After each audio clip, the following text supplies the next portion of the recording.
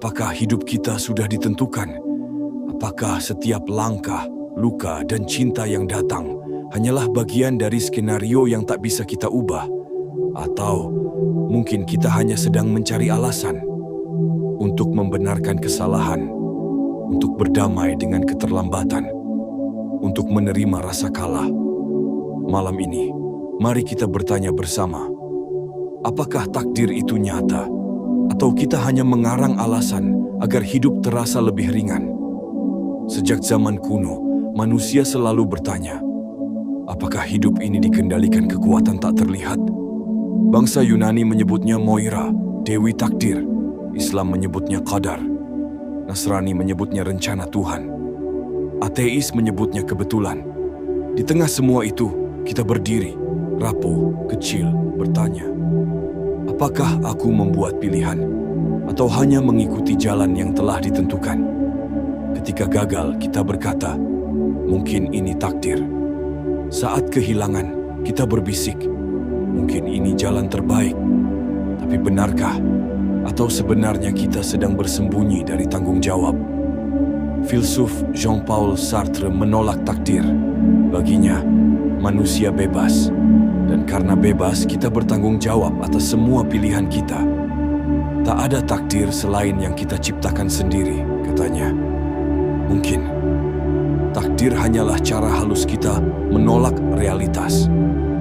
Ilmuwan berbicara tentang determinis, bahwa semua hal, bahkan pikiranmu, adalah hasil dari sebab akibat yang bisa dijelaskan. Jika kamu marah hari ini, itu karena kurang tidur, karena pertengkaran semalam, karena kenangan masa kecil. Jadi, di mana kebebasanmu? Tapi jika semuanya ditentukan, mengapa kita merasa bersalah? Mengapa kita berjuang? Mengapa kita memilih?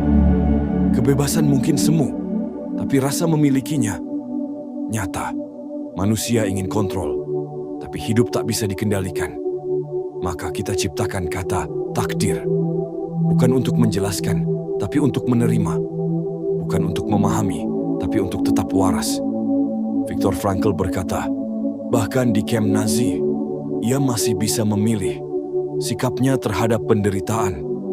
Mungkin takdir bukan tentang apa yang terjadi, tapi bagaimana kita meresponsnya. Ada perbedaan antara pasrah dan menyerah. Pasrah adalah sadar batas, tapi tetap bergerak. Menyerah adalah berhenti sepenuhnya. Takdir sering disalahpahami sebagai alasan untuk berhenti. Padahal, takdir sejati mungkin adalah hasil akhir dari semua keputusan kita, ditambah misteri yang tak bisa kita kendalikan. Kita tak tahu kemana hidup akan membawa kita.